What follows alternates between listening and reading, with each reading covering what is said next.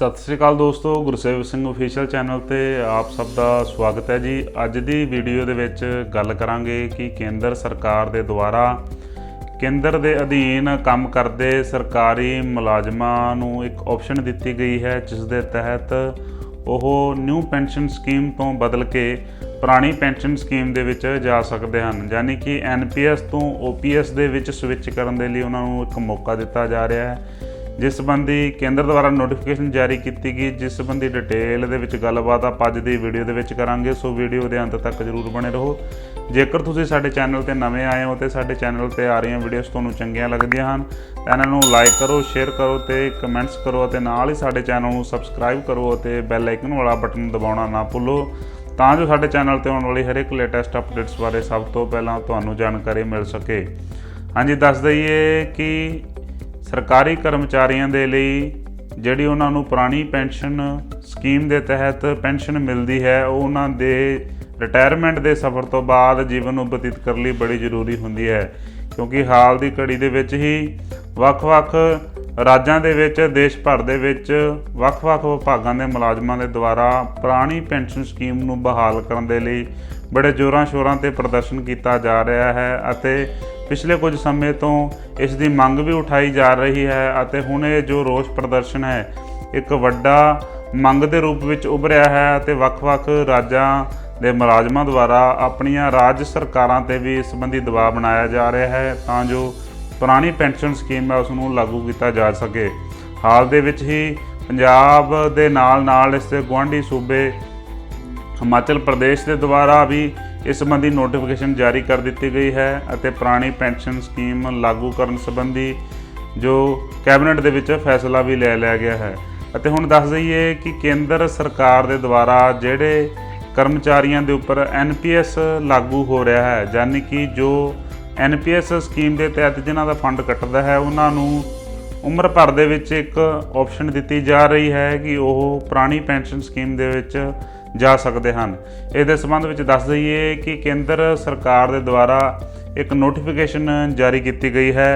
जिस दे तहत कि केंद्र सरकार के अधीन काम करने वाले सरकारी कर्मचारी वो नवीं पेंशन स्कीम तो पुरानी पेंशन स्कीम दे विच जा सकते हैं अते उन्हां नूं इस संबंधी एक ऑप्शन देण लई समा भी दिता गया है। यह कर्मचारी की लाइफ दे विच केवल एक बार ही ऑप्शन दी जा सकती है। दस दईए कि केंद्र सरकार दे department of pension and pensioners welfare के द्वारा जिहड़े कर्मचारी केंद्र के अधीन हैं अते एलीजिबल हैं उन्हां नूं एक मौका दिता। Central civil services pension rules 1972 के तहत वो नवीं पेंशन स्कीम तो पुरानी पेंशन स्कीम दे विच जा सकते हैं।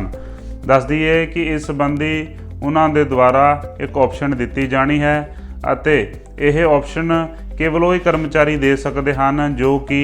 नवीं पेंशन स्कीम संबंधी जो नोटिफिकेशन जारी हुई सी, यानी कि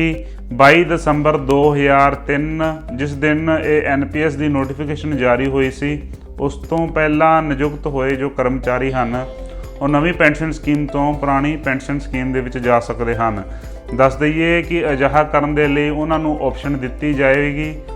उन्हां द्वारा जो ऑप्शन है उम्र भर दे विच केवल एक बार दित्ती जाएगी अते इस ऑप्शन नूं देण दा जो अंतिम समा है वो 31 अगस्त 2023 तय की गई है। यानी कि जो केंद्र अधीन काम कर रहे कर्मचारी 31 अगस्त 2023 तो पहला ऑप्शन दिंदे हैं ਉਹ नवीं पेंशन स्कीम तो पुरानी पेंशन स्कीम ਦੇ ਵਿੱਚ ਜਾ ਸਕਦੇ ਹਨ। ਅਤੇ ਇਸ ਤੋਂ ਇਲਾਵਾ ਇਹ ਵੀ ਦੱਸ ਦਈਏ ਕਿ ਕੇਂਦਰ ਸਰਕਾਰ ਦੇ department of pension and pensioner welfare ਦੇ ਦੁਆਰਾ ਇਹ ਜੋ ਉਮਰ ਭਰ ਦੇ ਵਿੱਚ ਇੱਕ ਆਪਸ਼ਨ ਦੇਣ ਦਾ ਜੋ ਸਮਾਂ 31 ਅਗਸਤ ਤੈਅ ਕੀਤਾ ਗਿਆ ਹੈ, ਜੇਕਰ ਇਸ ਦੇ ਦੌਰਾਨ ਕੇਂਦਰ ਸਰਕਾਰ ਦੇ ਅਧੀਨ ਕੰਮ ਕਰ ਰਹੇ ਕਰਮਚਾਰੀਆਂ ਦੇ ਦੁਆਰਾ ऑप्शन दे दी जाती है तो उन्होंने जो NPS कटना है वो बंद हो जाएगा और उन्होंने GPF खाते खोल दिते जाएंगे। इस तो इलावा जिहड़े केंद्र सरकार के अधीन कर्मचारी काम कर रहे हैं, जेकर उन्होंने द्वारा नवीं पेंशन स्कीम तो पुरानी पेंशन स्कीम के विच जाण संबंधी निर्धारित समय के अंदर अंदर जेकर ऑप्शन नहीं दी जाती तो उन्होंने उपर जो NPS स्कीम है वही लागू रहेगी। इस तो बाद वो मुड़ अपनी सर्विस के दौरान ਕਿਸੇ ਵੇਲੇ ਵੀ ਇਹ ਦੁਬਾਰਾ ਆਪਸ਼ਨ ਨਹੀਂ ਦੇ ਸਕਣਗੇ, ਯਾਨੀ ਕਿ ਉਹਨਾਂ ਨੂੰ ਕੇਵਲ ਸਰਵਿਸਿਜ਼ ਦੇ ਦੌਰਾਨ ਇਹ ਇੱਕੋ ਹੀ ਮੌਕਾ ਦਿੱਤਾ ਜਾਵੇਗਾ। ਅਤੇ ਇਸ ਤੋਂ ਇਲਾਵਾ ਜਿਹੜੇ ਕਰਮਚਾਰੀ ਇਸ ਆਪਸ਼ਨ ਨੂੰ ਚੂਜ਼ ਕਰ ਲੈਣਗੇ,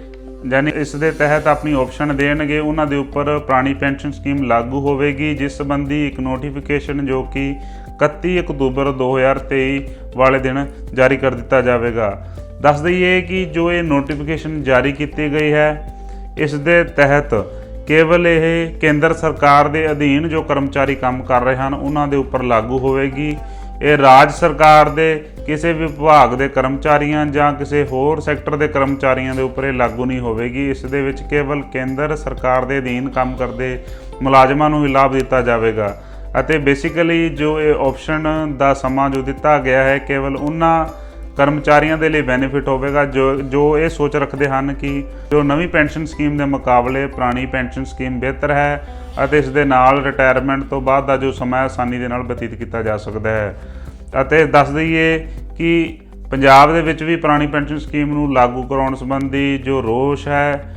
ਉਹ ਜ਼ੋਰਾਂ ਸ਼ੋਰਾਂ 'ਤੇ ਚੱਲ ਰਿਹਾ ਹੈ। ਵੱਖ-ਵੱਖ ਵਿਭਾਗਾਂ ਦੇ ਦੁਆਰਾ ਸਰਕਾਰ ਦੇ ਜੋ ਨਵੰਬਰ ਮਹੀਨੇ ਵਿੱਚ ਨੋਟੀਫਿਕੇਸ਼ਨ ਜਾਰੀ ਕੀਤੇ ਗਏ ਹਨ, ਉਸ ਨੂੰ ਕਾਪੀਆਂ ਫੂਕ ਕੇ ਰੋਸ ਪ੍ਰਦਰਸ਼ਨ ਕੀਤਾ ਜਾ ਰਿਹਾ ਹੈ ਅਤੇ ਇਸ ਸੰਬੰਧੀ ਜਲਦ ਪੂਰੀ ਨੋਟੀਫਿਕੇਸ਼ਨ ਜਾਰੀ ਕਰਾਉਣ ਸੰਬੰਧੀ ਮੰਗ ਰੱਖੀ ਜਾ ਰਹੀ ਹੈ। ਇਸ ਤੋਂ ਇਲਾਵਾ ਦੱਸ ਦਈਏ ਕਿ ਹੁਣ ਬਜਟ ਦਾ ਸੈਸ਼ਨ ਵੀ ਚੱਲ ਰਿਹਾ ਹੈ,